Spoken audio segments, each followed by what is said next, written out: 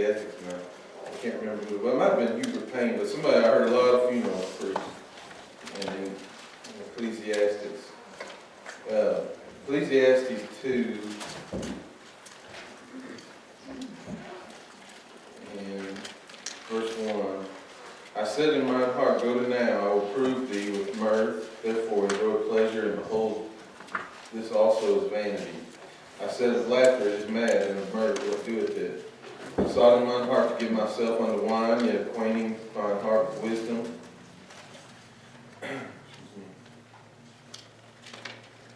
And lay hold on folly, so I might see what was that good for the sons of men, which they should do under the heaven all the days of their life. I made me great works, I builded me houses, I planted me vineyards. I made me gardens and orchards, and I planted trees in them of all kinds of fruits. Made me pools of water, watered therewith the wood that brings forth trees. Got me servants and maidens, and had servants born in my house. Also I had great possessions of great and small cattle above all that were in Jerusalem before me.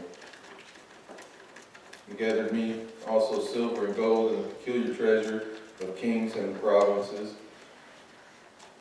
I got me men singers and women singers, and the delights of the sons of men as musical instruments and that of all sorts.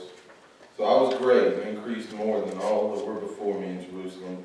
Also my wisdom remained with me. Solomon was a wealthy man who worked to have all this stuff, and discovers what it's all about in verse 10. Whatsoever mine eyes desired, I kept not from them, and withheld not my heart from any joy. For my heart rejoiced in all my labor, and this was my portion of all my labor. Then I looked on all the works that my hands had wrought, and on the labor I had labored to do. And behold, all was vanity and vexation of spirit, and there was no profit under the sun.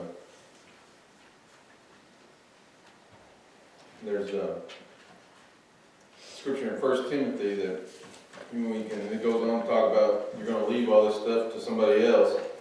So what's the point, or what can it be? And in 1 Timothy there, it talks about how we brought nothing into this world, and it's certain we can take nothing out. So with the things that are needful, to be content. And he discovers here that there's no purpose or anything without God being the one that blesses you with it all, and no success. And we know, as Brother Jared mentions every service, that the only thing that matters is our relationship with God through Christ. And we have a lot of labor in our lives and things that we want and work for, but if we don't have that relationship with God to make it have a purpose, it's all just as vain and meaningless. And let's see, break back in here some of this for Solomon. Verse 12, I guess I stopped. And I turned myself to behold wisdom and madness and folly, for what can the man do that cometh after the king, even that which has been already done? Then I saw that wisdom excelleth folly, as far as light excelleth darkness.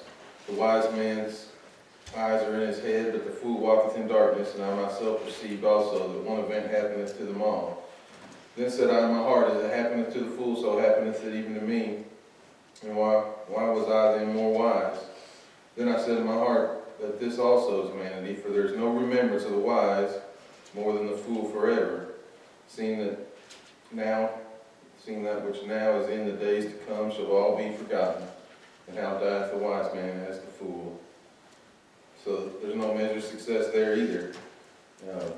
Not that we shouldn't try to learn, but what gain is it if we don't have God? If God's not the one teaching us His good things.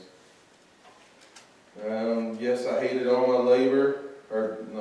Verse 17. Therefore I hated life, because the work that is wrought under the sun is grievous unto me, and all is vanity and vexation of spirit. Yea, I hated all my labor which I had taken under the sun, because I should leave it unto the man that shall be after me, and who knoweth whether he shall be a wise man or a fool. Yet ye have rule over all my labor, wherein I have labored, and wherein I have showed myself wise under the sun. This is also vanity. Therefore I went about to cause my heart to despair of all the labor which I took under the sun. For there is a man whose labors in wisdom, and in knowledge, and in equity, yet to a man that hath not labored therein, shall leave it for his portion. This also is vanity and a great evil. For what hath man of all his labor, and of the vexation of his heart, wherein he hath labored under the sun? For all his days are sorrows, and his travail grief. His heart taketh not rest in the night. This is also vanity. There is nothing better for a man than he should eat and drink, and that he should make his soul enjoy good in his labor.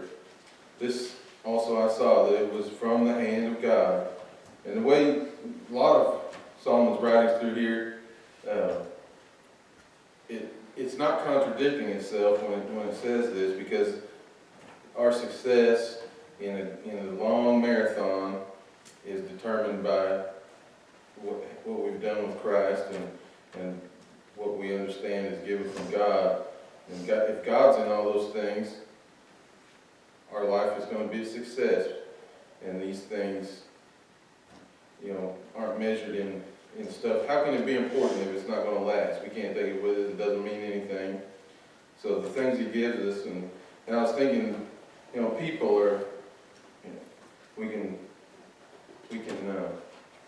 measure some success from being led by God and helping other people, and people are important, and possessions. Nothing drives people apart more than possessions, and as we know, it's the love of money, the root of all evil. But thank God that He's promised that it's going to be a successful life. He's not promising riches. He's promising success in the race at the finish with Him. But Brother Jim.